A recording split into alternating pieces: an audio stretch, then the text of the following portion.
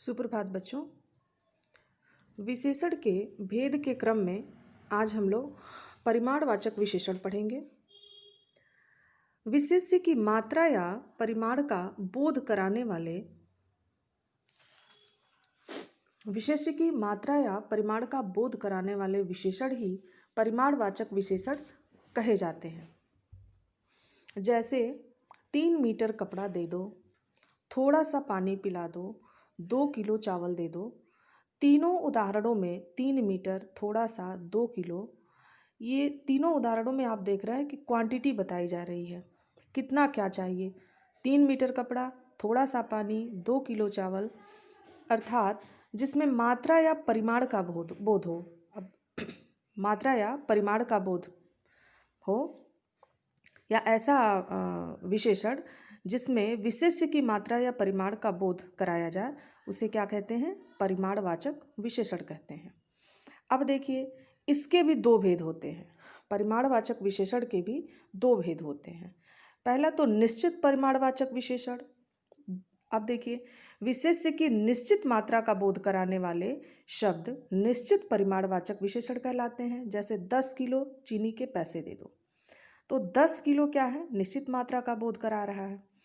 250 ग्राम दाल तुलवा दो, 2 फूल मुझे भी चाहिए, यानी कि इसमें क्वांटिटी जो है वो निश्चित है। 10 किलो, 250 ग्राम, 2 फूल, तो ये जो है निश्चित परिमाणवाचक विशेषण कहलाएगा। दूसरा है अनिश्चित। तो जैसा शब्द से ही समझ में आ जा रहा है कि जिन परिमाणवाचक विशेषण शब्दों से विशेष्य की निश्चित मात्रा का ज्ञान न हो, उसे अनिश्चित परिमाणवाचक विशेषण कहते हैं। जैसे हमारे पास पर्याप्त मात्रा में पानी है, कितना है ये नहीं पता है। क्या है? पर्याप्त मात्रा में है। मेरे पास काफ़ी सेब हैं और थोड़ा सा स्थान दे दो। अनिश्चित है क्वांटिटी, इसमें क्वांटिटी जो है वो निश्चित नहीं है। तो पर्याप्त, काफ़ी व थोड़ा सा शब्दों से विशेष्य की निश्चित मात्रा का पता नहीं चलता है, अतएव इसको हम लोग क्या कहते हैं? क्या कहते हैं? अनिश्चित परिमाणवाचक विशेषण कहते हैं। अब देखिए,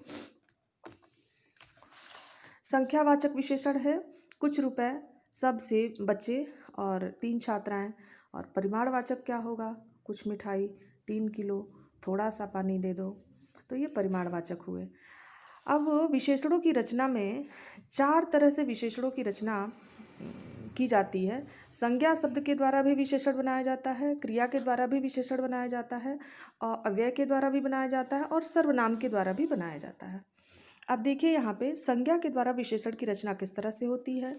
घृणा, मांस, आदर, पूजा, विदेश, परिवार, ये सारे शब्द आपके क्या हैं? संज्ञा शब्द हैं। अब घृणा शब्द जो संज्ञा शब्द है, इससे विशेषण बनता है घृणित। मास से मासिक, आदर से आदरणीय, पूजा से पुजारी, विदेश से विदेशी, परिवार से पारिवारिक, ये संज्ञा शब्द से विशेषण बना हुआ है। अब देखिए, क्रिया द्वारा विशेषण की रचना। क्रिया क्या है? पढ़ना, बेचना, खेलना। तो इससे देखिए, पढ़ना, इससे विशेषण बनता है पढ़ाकू, बेचना से बिकाऊ, खेल से खिलाड़ी।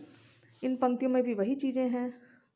पीना, पियक्कड़, भागना, भगोड़ा, खाना, खाऊ, ऐसे करके। ऊपर भी देखिए आपका संज्ञा से विशेषण बना, 2 कॉलम में है। उदाहरण द्वारा आप ढंग से समझ पाएंगे। सर्वनाम द्वारा विशेषण की रचना कैसे होती है? सर्वनाम जो, यह, तो जो का जैसा हो जाएगा, यह का ऐसा हो जाएगा।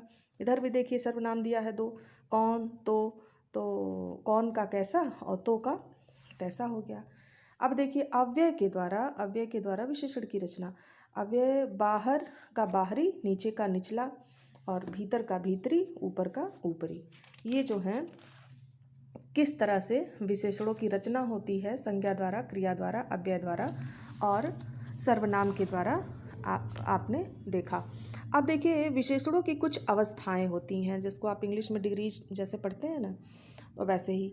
अब देखिए, वस्तु, व्यक्ति या स्थिति के गुण दोषों में कमी या अधिकता हो सकती है, ठीक ना। इसे हम तुलनात्मक रूप में जान सकते हैं। तो जो तुलना होती है कुछ अच्छे, कुछ विशेष और कुछ मध्यम वर्ग के चीज़ों से, तो इन तुलनाओं की अवस्थाओं को ही हम विशेषण की अवस्थाएं कहते हैं। विशेषण की 3 अवस्थाएं होती हैं। पहला होता है मूलावस्था, दूसरा उत्तरावस्था, और तीसरा होता है उत्तमावस्था। पहला मूलावस्था, दूसरा उत्तरावस्था और तीसरा होता है उत्तमावस्था। अब देखिए मूलावस्था क्या होता है।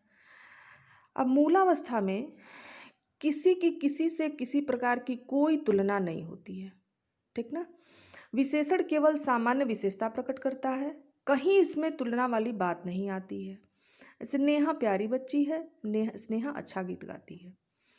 अब देखिए क्योंकि इसमें सिंगल पर्सन या कोई वस्तु या कोई चीज़ सिंगल होता है, तुलना तो तब होती है जब दो चीज़ें एक साथ हों और उनमें उनके गुण दोष को देखा जाए प्रकारांतर से, तब तुलना होती है। तो मूलावस्था में क्या होता है कि विशेषण केवल सामान्य विशेषता रखता है, इसमें किसी प्रकार की कोई तुलना नहीं होती है।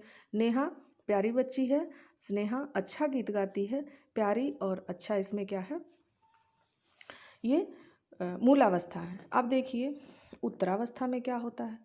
उत्तरावस्था में दो प्राणियों, वस्तुओं, स्थानों आदि की तुलना होती है। मैंने कहा ना भी तुलना तभी होगी जब एक से अधिक व्यक्तियों या स्थान हो, प्राणी हो, वस्तु हो, जो भी हो, मतलब दो का होना जरूरी है।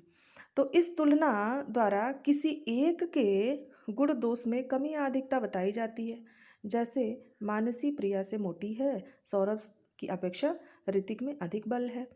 इस प्रकार की तुलना में से की अपेक्षा आदि शब्दों का प्रयोग होता है। तत्सम शब्दों में तर प्रत्यय जोड़कर उत्तरावस्था बनती है, जैसे उच्चतर, न्यूनतर, ये उत्तरावस्था है।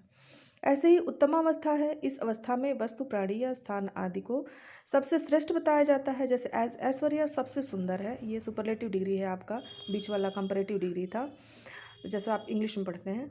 तो सुपरलेटिव डिग्री में क्या होता है कि इस अवस्था में वस्तु, प्राणी या स्थान आदि को सबसे श्रेष्ठ बताया जाता है। जैसे ऐश्वर्या सबसे सुंदर है, मयंक सबसे अधिक बलवान है। तत्सम शब्दों में तम प्रत्यय जोड़कर उत्तमावस्था बनाई जाती है, जैसे सुंदरतम, तीव्रतम आदि। अब तत्सम शब्दों के कुछ और अन्य उदाहरण इसमें दिए हैं। मूलावस्था, और ये उत्तरावस्था है, ये उत्तमावस्था है। मूलावस्था में प्रिय, उत्तरावस्था में यही प्रियतर हो जाता है और उत्तमावस्था में प्रियतम हो जाता है।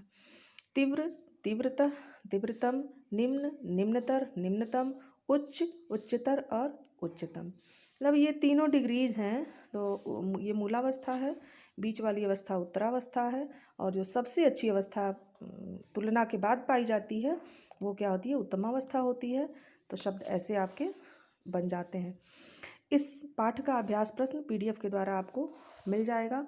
बाकी बुक का कार्य आप इस वीडियो को देखकर कंप्लीट कर सकते हैं। धन्यवाद।